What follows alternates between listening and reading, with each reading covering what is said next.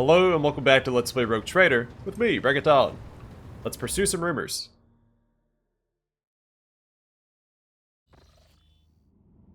And repair our ship. And upgrade our RAM. I don't know if I've mentioned it before, but I appreciate that you can downgrade your hull and RAM so you don't overinvest in them and soft lock yourself out of ship battles. Because what else are you going to do if you survive a ship battle with 1 health? You can't buy scrap. Alright, so there's the main quest. There's a rumor at Omicron, Langren's Belt, Cradle of Kepri.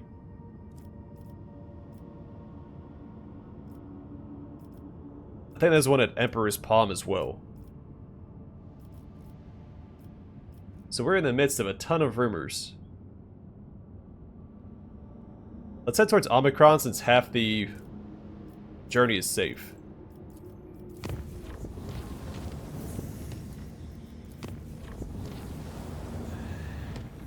Turns out the whole thing is safe.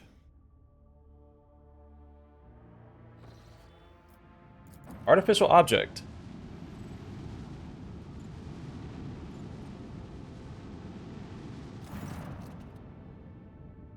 All usual noises on the bridge cease when the shadow of a gigantic void ship, seemingly appearing out of nowhere, sails past the stained glass windows. It seems forlorn. The hull is tarnished, the lumens are dead, and the windows are broken and shrouded. The Arga crew can't recognize the signature of its silent engines. They only manage to shed some light on its decrepit hull and make out the faded name of the cruiser, Queen's Lament. The Voxmaster's report breaks a somber silence. You've just received a Voxcast from the dead void ship. Accept the signal. Victus conducts a full Vox system check, reports that the communications are in order, even though only eerie, unnatural silence can be heard through the Vox. Worried murmurs sweep across the bridge. The officers are certain you've encountered the void ship of the old ghost stories. Queen's Lament has appeared countless times in all corners of the Imperium. Like a ghost, it manifested out of nowhere, and just as mysteriously vanished into the darkness of space, taking with it those who dared to board. Queen's Lament. You've heard that name before. This void ship was destroyed by Xenos in one of the violent battles for the Expanse over 3 millennia ago. They say that its captain was a devout and vengeful man.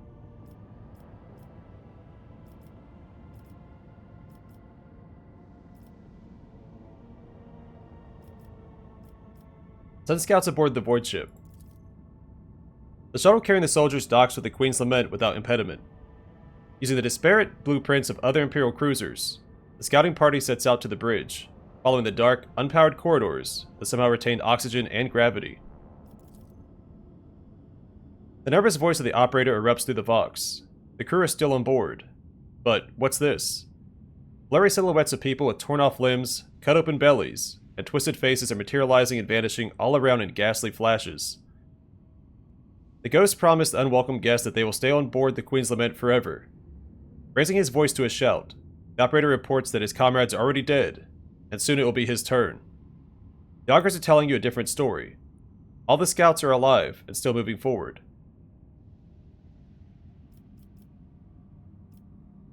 Worse, the operator. He'll be severely punished if he does not pull himself together. An anxious prayer to the Emperor is whispered over the Vox. For a moment, the operator falls silent, and suddenly returns, mumbling excuses about his imagination playing tricks on him. His comrades are still walking ahead of him, alive and well, and the void ship looks completely empty again. After a few minutes of silence, a child's cry can be heard through the Vox.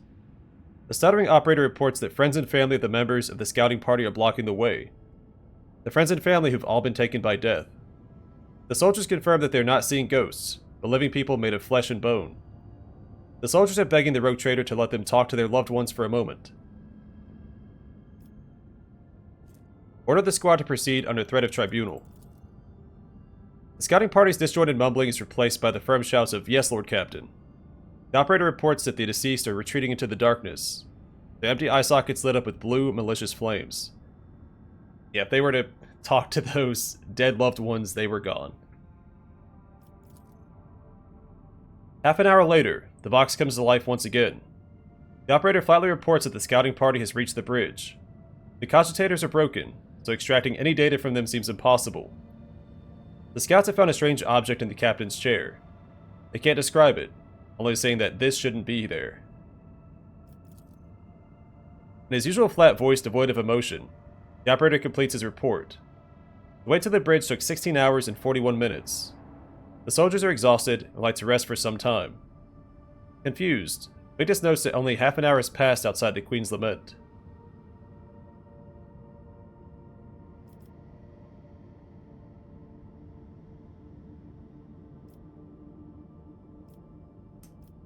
So I want to take option 3, but only if it lets me destroy the ship after the fact. The object doesn't matter. The scouts should leave the void ship immediately. A sharp intake of breath is heard over the Vox, as if the operator is going to say something, but nothing happens. The transmission is filled with lingering silence. Then, someone's frantic sniffling, a blood-curdling scream, and heavy static.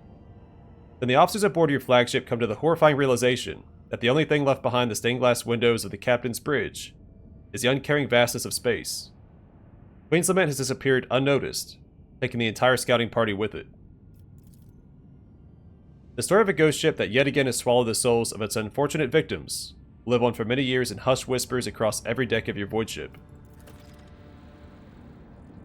So that's probably the worst choice I could have made by not grabbing the object, because we didn't get to destroy the ship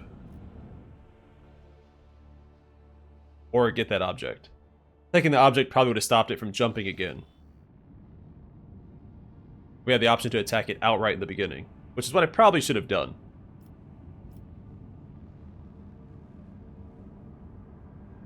Soto's tomb is right there. We could jump to Furibundus and then Soto's tomb and take care of that.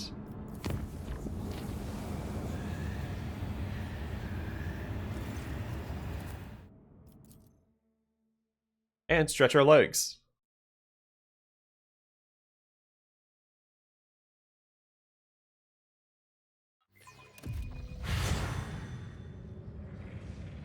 I always keep my options open. But of course, Lord Captain. I won't object to it. Your heresy ends here.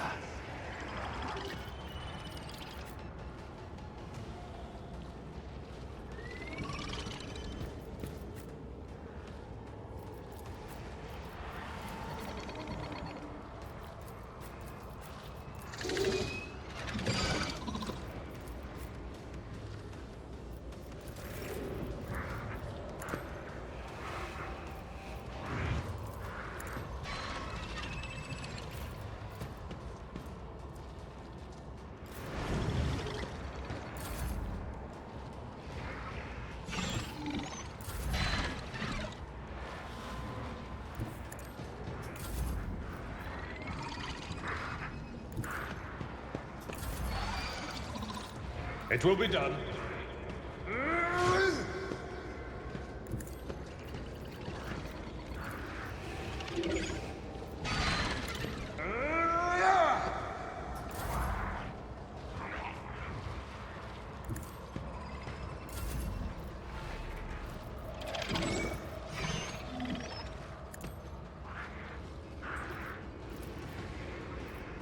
I'd like to, but I can't. Tell me, and it is done.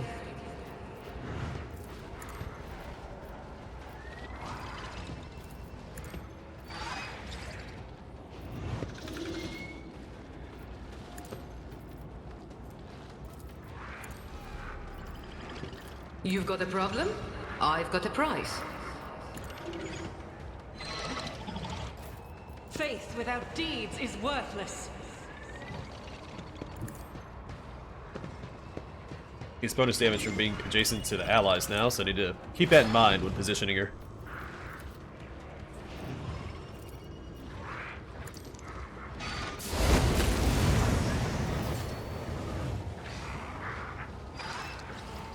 In thy light I stand, and thy light I crave.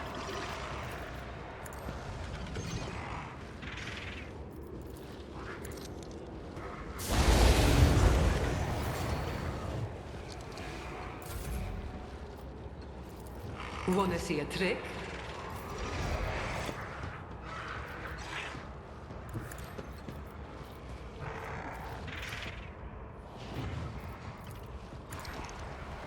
None can escape the Emperor's judgment. Oh man. Yeah, Flamer was the way to go. Doubt is for the weak. As the Emperor commands, I act. The enemies of the Emperor will be undone!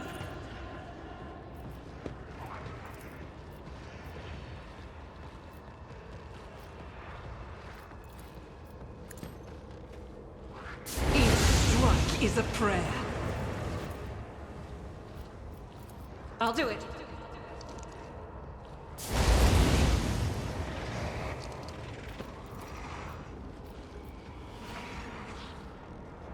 Has to be a way to hit all three of these guys. Well, we'll just do this. Eradicate it. I have 5 other companions that want to do something, so.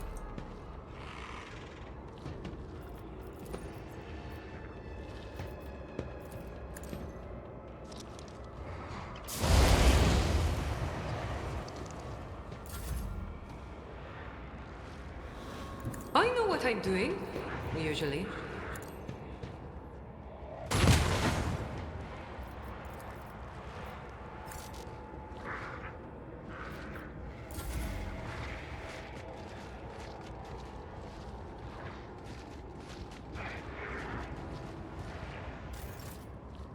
Oh, it's our turn again.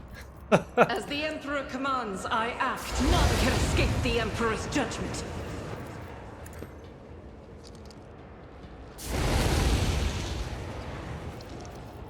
Doubt is for the weak. It's nothing.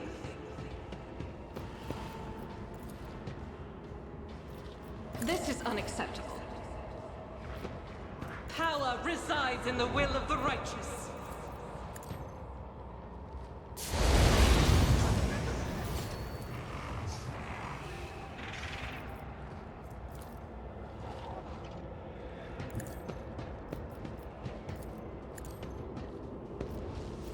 Sorry As guys, the Emperor y'all don't get a turn. commands.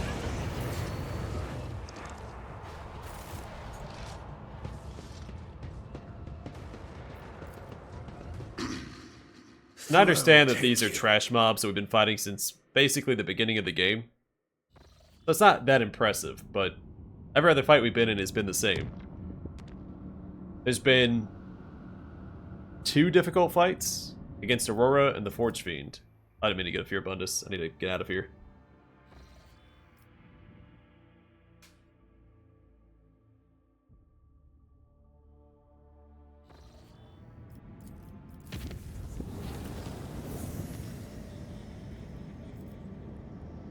Alright, we'll deal with that later. Foulstone's pretty close by. And I think it was the only colony that didn't have an event earlier.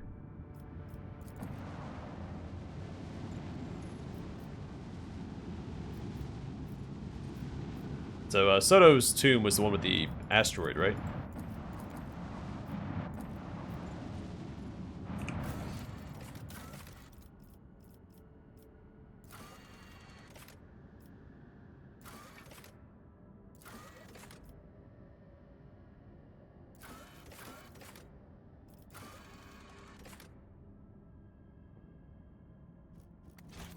An oversized asteroid. Is it this one? Yeah.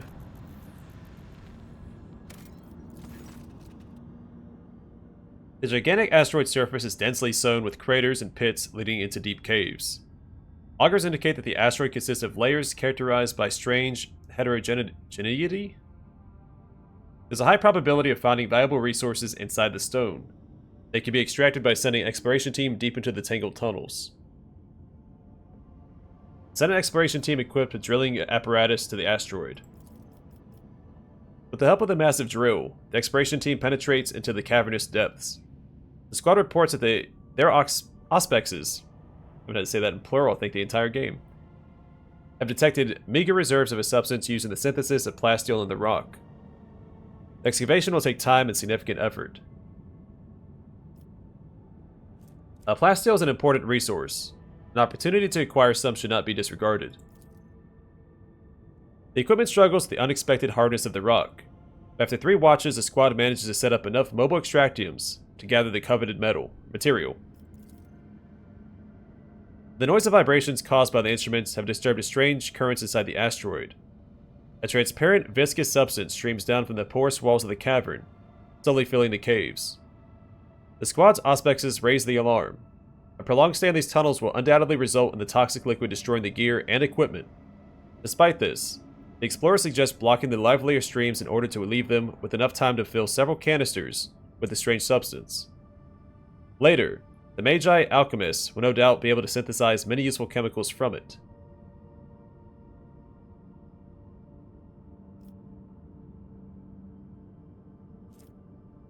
Alright, there's no need for haste.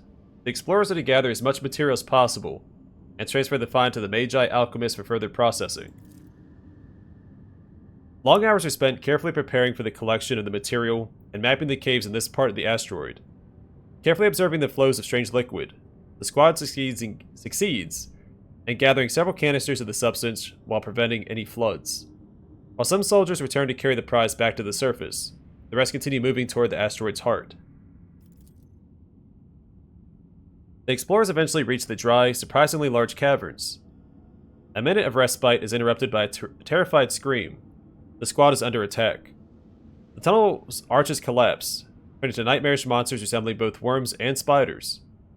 The beasts rush forward, yearning to tear apart the intruders who disturb their rest. Engage the monsters. The gigantic horrors attack relentlessly, their powerful mandibles turning soldiers' bodies into a bloody paste. But nothing can withstand the purifying light of flamers. Intrigued by the encounter with new xenoforms, the explorers notice that their tough carapaces conceal meat, both extraordinarily nutritious and surprisingly tasty. Without a doubt, future hunts for these creatures could feed a significant number of people. The endless caverns eventually lead the explorers to the very center of the asteroid, where they met with a yawning cavity of unimaginable size. The giant rock turns out to be housing the curved, shapeless buildings of an unknown xeno-race. Fragile, built as if out of sand. An intriguing find awaits the squad in the long-dead city. Uncountable quantities of ugly totems made from crystal phlogiston are built into the walls of the most twisted buildings.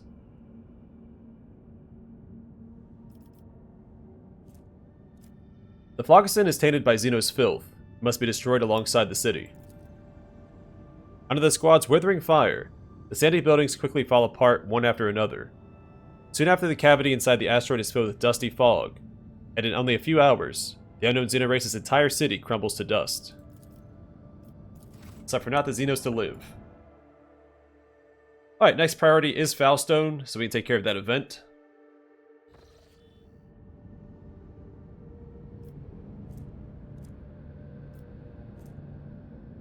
Right there. So 2 jumps away.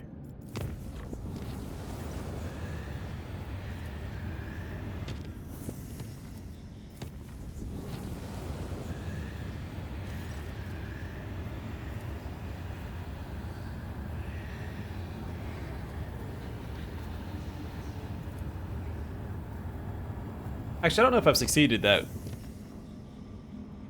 check before. So maybe I should have read that. I don't remember. I know we failed it the very first time we came across it. Malcontents. Not on my watch.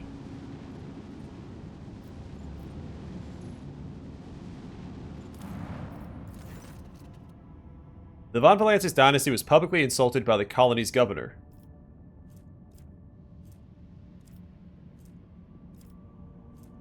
Yeah. Challenge the governor to a duel. Not expecting such a development, the horrified governor prays for mercy. Your reputation is restored.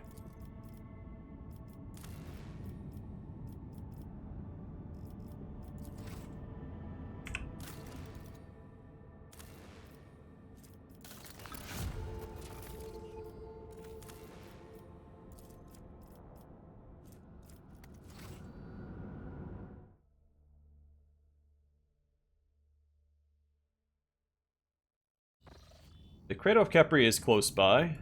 One dangerous warp jump away.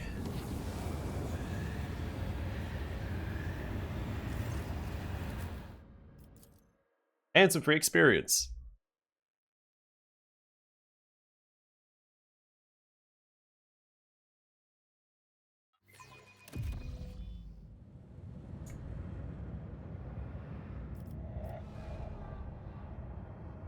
Is this a new encounter?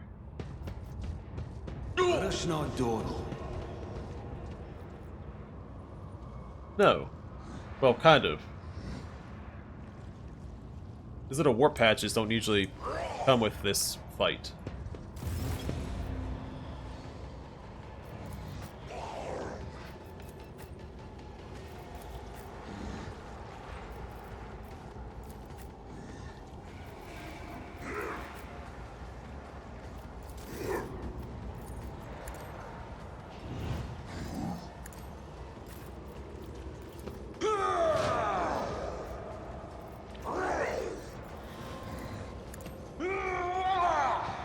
I need to start using Ball of Rockcrete before I use this. I get the buff on everybody, and then I can reposition them.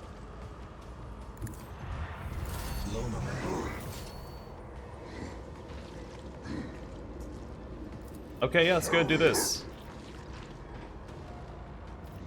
Let's do it on Heinrichs.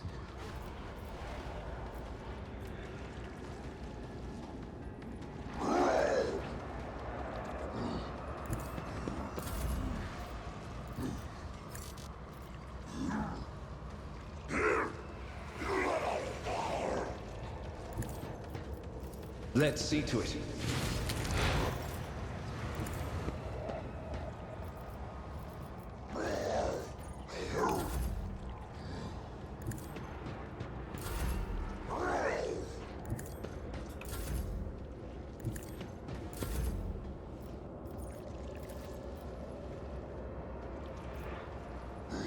Don't get too cocky. Let's give Heinrichs an extra turn this time around.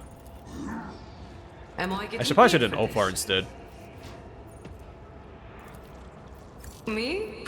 Never in 1,000 sectors. You jest, sure.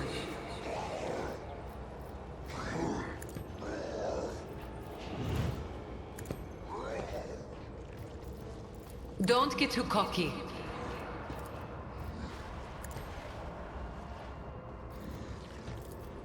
You've got a problem. I've got a prize.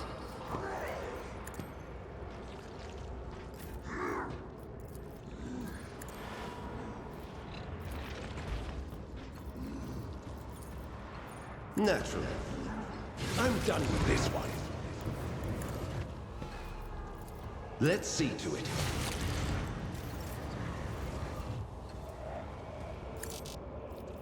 I feel the power surging. I won't object to it.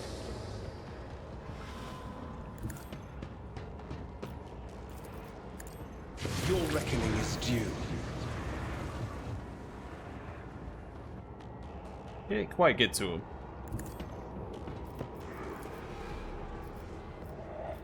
Not using this. Get me a target. I'm done with this one.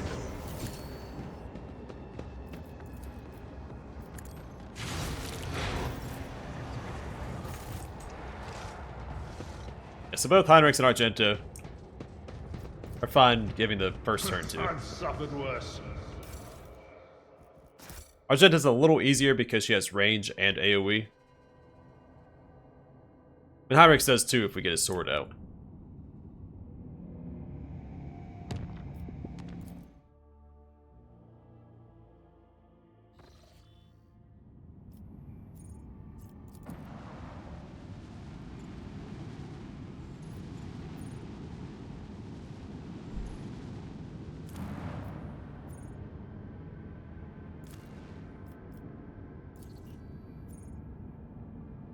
I think we've done this one before, right?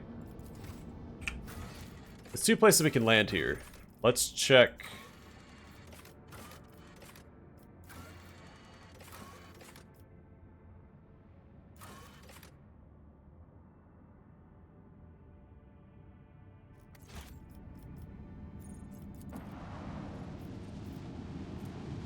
I'm pretty sure this is where we fought all the Jukari turrets.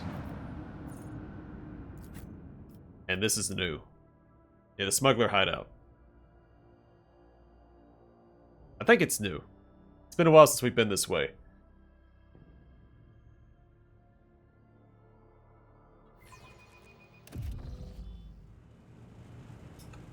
An excellent place to hide one's ill-gotten gains from prying eyes.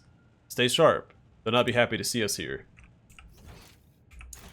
Well, it's a good thing I didn't ask. I always have a backup plan. What's a peculiar thing?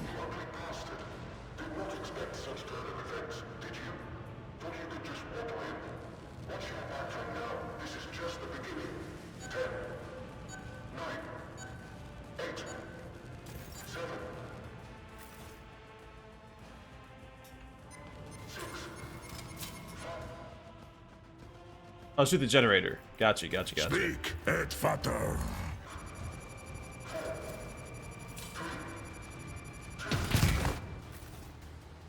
Run away! Is there money to be made? Kasa.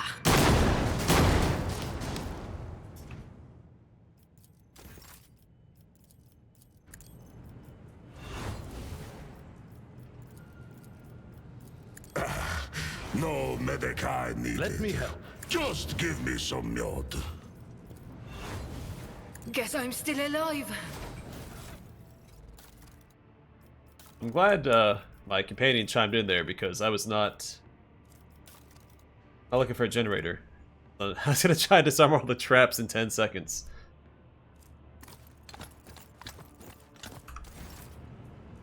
I mean, I was probably gonna panic and try to run through the lightning field.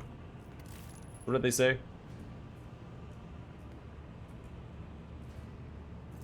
Bro, take me. To the generator, Shireen, and I'll clear the way. Then I'll try to disable them all. Exactly what I was gonna do.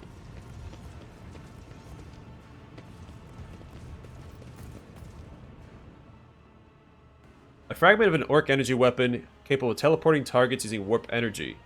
Roughly sawed off with a laser cutter, cannot be repaired. So, I'm pretty sure that's the weapon that the orcs use that teleport grots inside their targets, and they tear them apart from the inside. I forgot the name of it. It's not a teleporter. That's what the mech boys use to teleport. What is it called?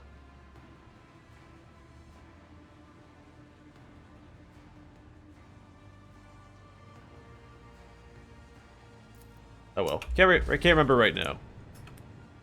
The particularly strong orcs wear hulking, impenetrable armor, complete with a lethal weapon not entirely dissimilar to a power claw. Are we gonna find orcs here? That'd be really cool if we did. Always keep your eye on the prize. Bite like a paw. Alright, there's more traps. Sometimes you consult the appropriate treaties. Oh, from the Tactica shotgun. Imperialis That's what it's and called. weigh every step. That's Sometimes, spelled- though, you just fire your biggest cannon and save the day. It's spelled S-H-O-K-K though. Alright, I'm gonna call it here. Next time we'll proceed through the Smuggler's Hideout. Oh, there's more than just orc stuff here. That's Eldar. Wraithbone. A train? Take a look around real quick. What else can we see? Canisters.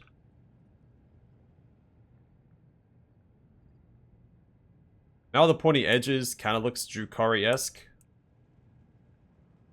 Yeah, I'm gonna go with Drukhari stuff over here.